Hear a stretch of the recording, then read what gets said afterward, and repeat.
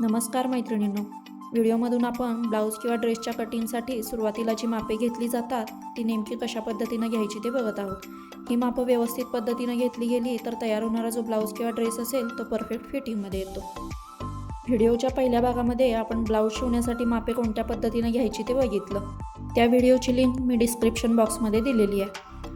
आता या दुसऱ्या भागामध्ये आपण ड्रेस किंवा कुर्तीच्या परफेक्ट फिटिंगसाठी नेमकी कोणत्या पद्धतीनं मापे घ्यायची ते बघणार आहोत. इथं व्हिडिओमध्ये दाखवल्याप्रमाणे आपल्याला कुर्तीसाठी बस्ट म्हणजे छाती, वेस्ट म्हणजे कंबर, हिप्स म्हणजे सीट घेर, त्याचबरोबर कुर्तीसाठी लागणारी एकूण उंची आणि बाहीसाठी लागणारी मापे इतकी मापे घ्यायची असतात. ती मापे नेमकी कशा पद्धतीनं घ्यायची ते आता आपण बघूया. तर सर्वात आधी आपल्याला घ्यायचं असतं कुर्ती किंवा टॉपच्या उंचीचं म्हणजेच लेंथचं माप. इथं व्हिडिओमध्ये दाखवलेल्या पद्धतीनं शोल्डरजवळ टेप पकडून खाली जिथंपर्यंत आपल्याला कुर्तीची उंची हवी असेल तिथंपर्यंत माप आपल्याला घ्यायचं असतं. त्यानंतर दुसरं माप येतं ते म्हणजे शोल्डरचं. पाठीच्या बाजूने एका हाताच्या खांद्यापासून दुसऱ्या हाताच्या खांद्यापर्यंत शोल्डरचं माप अशा पद्धतीनं घ्यायचं असतं. त्यानंतर घ्यावं लागतं छाती किंवा चेस्टचं माप. व्हिडिओमध्ये दाखवलेल्या पद्धतीनं बस्ट पॉईंटवरून एका बोटाचं लुजिंग ठेवून अशा पद्धतीनं गोलाकार टेप पकडून आपल्याला छातीचं माप घ्यायचं असतं.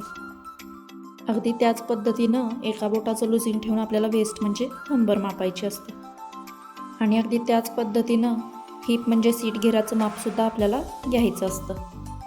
सीट घेराचं माप घेताना ते अगदी अचूक घेणं महत्त्वाचं आहे, कारण या मापावरच आपला ड्रेसचा किंवा कुर्तीचा शेप अवलंबून असतो. त्यानंतर पुढे घेतली जातात स्लीवसाठीची मापं. स्लीवच्या उंचीसाठी आपल्याला अशा पद्धतीनं खांद्याजवळ टेप पकडून आपल्याला जितकी उंची हवी असेल तितकं माप घ्यायचं असतं. त्यानंतर पुढे घ्यायचं असतं आर्म होल म्हणजेच मुंड्याचं माप. अशा पद्धतीनं गोलाकार टेप पकडून मुंड्याचं माप घेतलं जातं.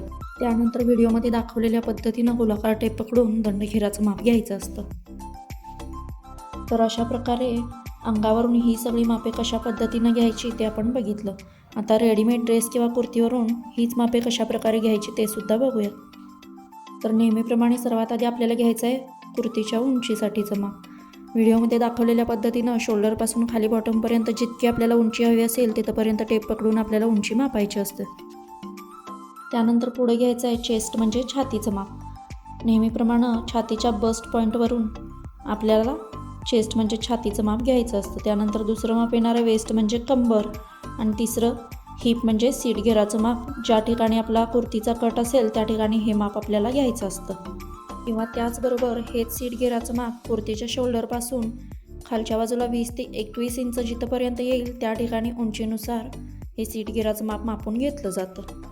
त्यानंतर कुर्तीच्या पाठीच्या बाजूवर अशा पद्धतीनं शोल्डरचं माप व्हिडिओमध्ये दाखवलेल्या पद्धतीनं आपल्याला घ्यायचं असतं.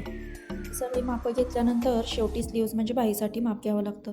व्हिडिओमध्ये दाखवल्या पद्धतीनं शोल्डरपासून खाली जिथंपर्यंत आपल्याला बाहीची उंची हवी असेल तिथंपर्यंत हे माप घ्यायचं असतं. अशा प्रकारे आपली सगळी मापं घेऊन पूर्ण होतात. व्हिडिओमध्ये दाखवलेल्या पद्धतीनं अचूक प्रकारे मापे घेतल्यानंतर आपला जो ड्रेस किंवा कुर्ती असेल ती व्यवस्थित फिटिंगमध्ये यायला मदत होते किंवा त्यामध्ये अजिबात बिघाड होत नाही. व्हिडिओ कसा वाटला हे कमेंटमध्ये नक्की सांगा. त्याचबरोबर लाईक, शेअर आणि सबस्क्राईब करायलाही विसरू नका. व्हिडिओ शेवटपर्यंत बघितल्याबद्दल मनापासून धन्यवाद.